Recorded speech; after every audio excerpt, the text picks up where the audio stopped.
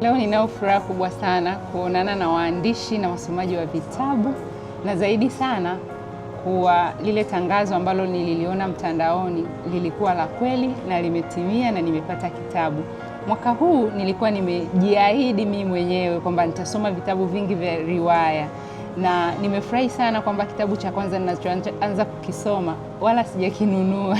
Leo ni siku yangu ya furaha sana, na ni kama vile ndoto zangu zimetimia kwa kupata kitabu ambacho kina historia kubwa kwa upande wangu mimi. Namshukuru sana mtunzi na mwandishi Hussein Issa Tua kwa leo kunikabidhi kitabu hiki kwa ajili ya ile challenge ambayo imetokea. Nashukuru kwa ukweli wake na uaminifu wake. Nakwenda kusoma kitabu hiki ili kwenda kuongeza maarifa na ujuzi ambao yeye ameutumia katika kitabu hiki. Asante sana.